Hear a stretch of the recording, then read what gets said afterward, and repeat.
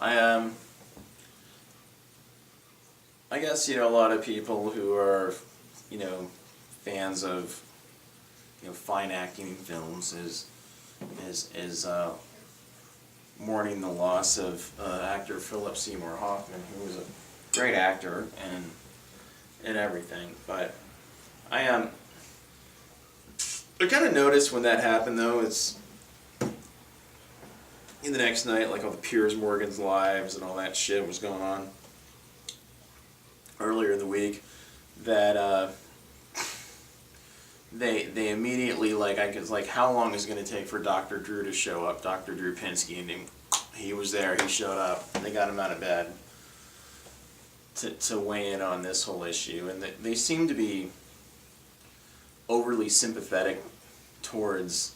Not that I understand. He struggled with something, with his addiction to heroin, among other drugs. I mean, he was someone who admitted years ago that he was heavy into using drugs for recreational use, and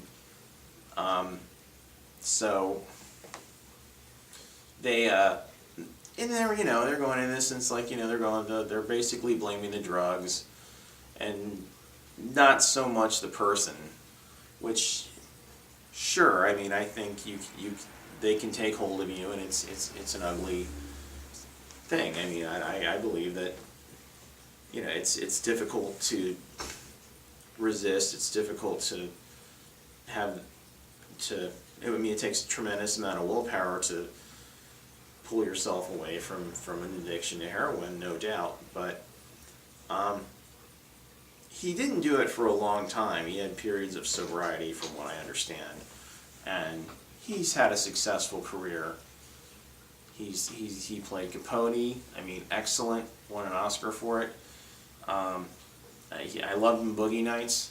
That wasn't like a huge big role. It was a little quirky role, but any little role he managed to, or any big role he killed.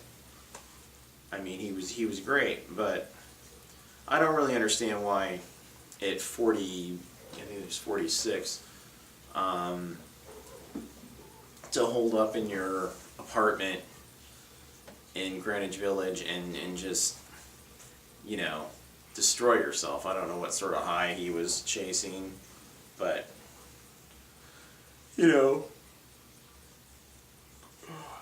have 3 kids and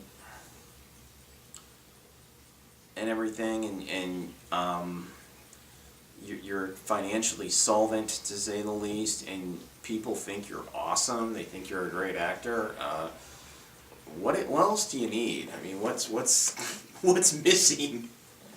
I mean, did he look up at the Oscar on his mantle and think, man, I got to get a bunch of heroin tonight? I mean, I just don't understand that.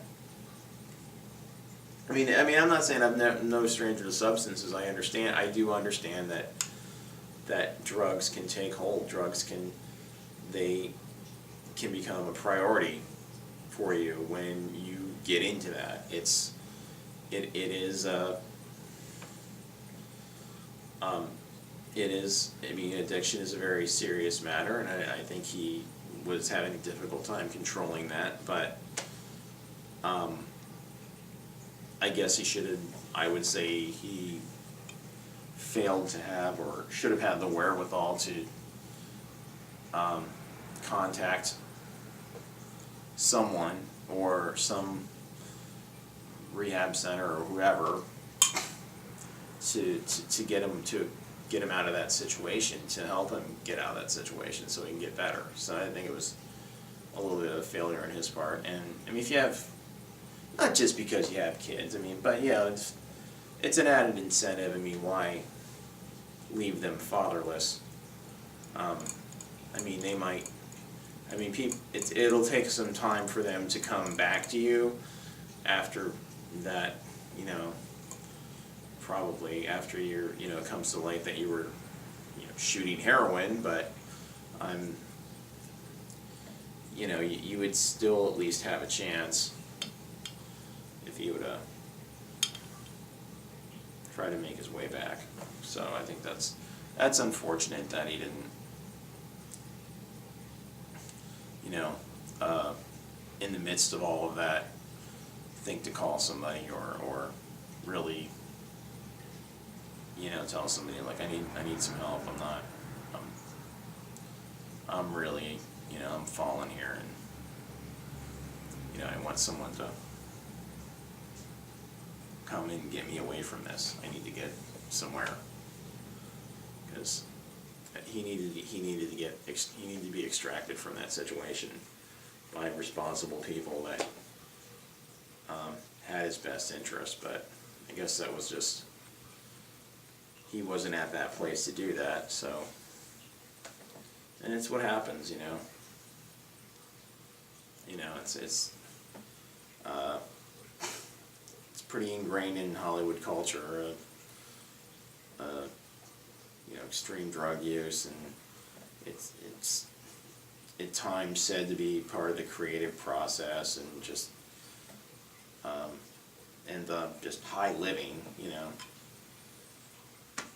So it's unfortunate, but rest in peace, Phillip Seymour Hoffman, man. You were a cool dude. I wish you could have stuck around a little longer.